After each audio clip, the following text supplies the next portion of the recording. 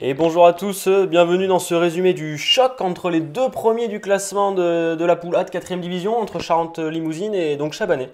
Exactement, Charente-Limousine qui a laissé quelques plumes sur ses derniers matchs et qui pointe à 6 longueurs d'avance avec un match joué en plus par rapport à Chabanais. 6 longueurs d'avance ou 6 longueurs de retard? Ouais, c'est le lundi matin, je suis fatigué. Ah, il faut pas dire quand est-ce qu'on tourne, on va avoir des viewers après. Pardon.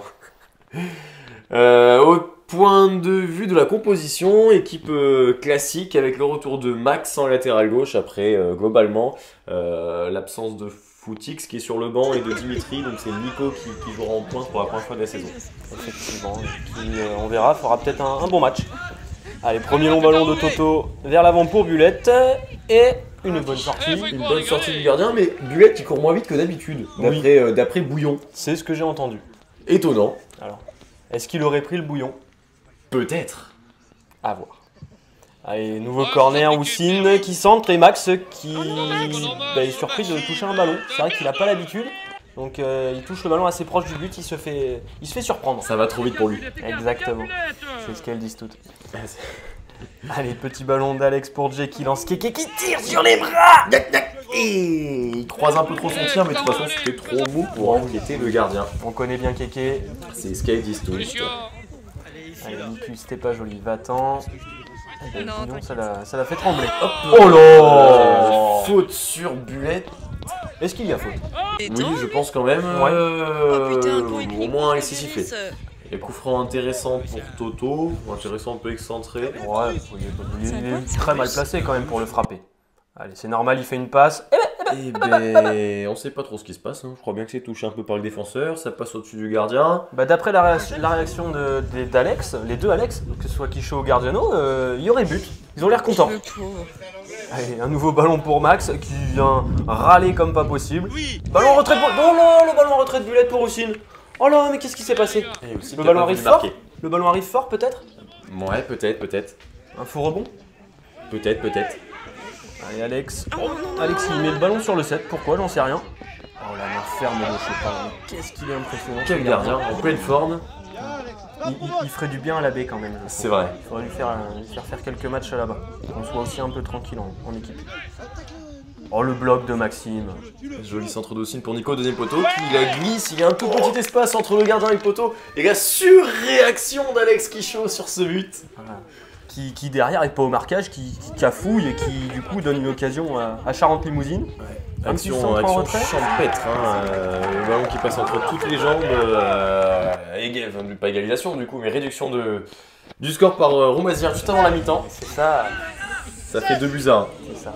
Par un futur joueur de Chabanais en plus, Grégory Fort, donc on va l'accepter ce but. Allez, ça reprend fort avec un coup franc qui change de côté pour Richard qui va se confronter à notre gardien qui la sort bien. C'est ça, j'ai envie de l'appeler Thomas Neuer. Thomas Neuer, allez. Elle va rester celle-ci. Et Bulette qui récupère ce ballon à l'entrée des 18, non, il perd pas le ballon, il crochette, il frappe. Et Footix est trop court, qui se fait bouger par Antoine Jagado, futur joueur de Chabanais aussi. Également. Sa licence a été signée. C'est dommage qu'il ait pris 2 petits ponts pendant ce match, parce que sinon il aurait fait vraiment un match parfait. C'est ça, on aurait pu le noter 10 sur 10. Mais du coup il aura qu'un 4. Allez, Footix qui récupère le ballon à l'entrée de la surface, qui tente sa chance. C'est puis une envolée du gardien de la DDE. Belle envolée. Belle envolée. Allez, regardez le petit signe de Footix là sur le corner. Je sens qu'il va bien nous la frapper, il va la déposer sur un crâne. Allez, c'est sur le crâne de Maxime. Maxime, il faudrait que tu travailles tes têtes un petit peu, hein. Ce serait bon. Pour que tu montres, oui c'est ça, oui. Devinez qui j'ai imité. Est-ce que je peux avoir une proposition s'il vous plaît? Gilles. Oui. Un nouveau cafouillage et on les a mis ils ont été mis en danger, pardon. C'est ça, mais le but pour enfoncer le coup n'arrive jamais.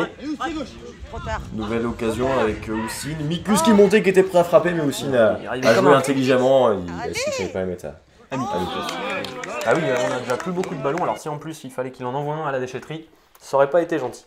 Allez, un point sur les résultats de la poule du week-end. Donc effectivement, la victoire de Chabanais 2-1 contre Charente-Limousine qui du coup prend 3 points d'avance sur Charente-Limousine. Champagne qui gagne, qui repasse devant Charente-Limousine pour le coup, hein, avec une victoire 5-2 sur la pelouse de Fontafie. Saint-Germain qui va battre Abzac, Lanterne Rouge, Saint-Cloud qui va accrocher un point important contre les Sacs. Et Saint-Maurice qui va prendre une victoire assez aisément contre Chasseneuil, 6-1. Et l'élan charentais qui prend 6 points en 2 matchs, si je dis pas de bêtises. Exactement. Et qui va battre un concurrent direct, Excideuil. Pour le maintien, effectivement. Au classement, pas mal de changements du coup. Donc Saint-Cloud et l'élan charentais qui passent devant Excideuil.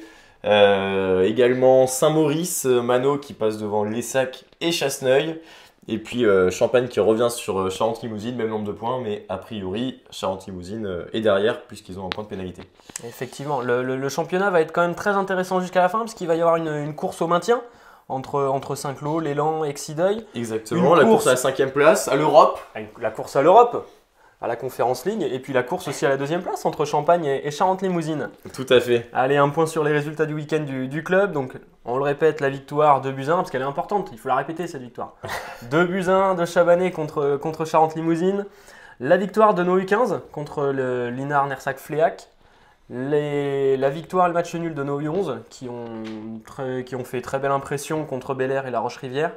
Le beau plateau également pour nos U10 qui vont aller accrocher une victoire contre Vallée-Échelle, et qui vont malheureusement perdre 5-0 contre Soyaux, mais qui ont fait une belle prestation de ce que j'ai pu voir avec les éducateurs. Et un petit mot sur la finale du festival Pitch pour les U13. Et effectivement, les U13 étaient à Jarnac pour le festival Pitch, 4 matchs et 4 belles prestations. Ils finissent 11e sur 16 avec les meilleures équipes de Charente. C'est pas mal. Et enfin, on vous donne rendez-vous donc pour dimanche 9 avril pour la demi-finale de coupe à Bellevigne. Il reste encore quelques places dans le bus, n'hésitez pas rapidement à vous tourner vers le club. Voilà, on vous attend très très nombreux pour encourager le club sur cette route vers le bon, pourquoi pas. Exactement, n'hésitez pas à venir en rouge et jaune avec plein de choses pour faire du bruit. Venez nous encourager nombreux, on aura besoin de votre soutien. Bonne semaine à tous! À bientôt!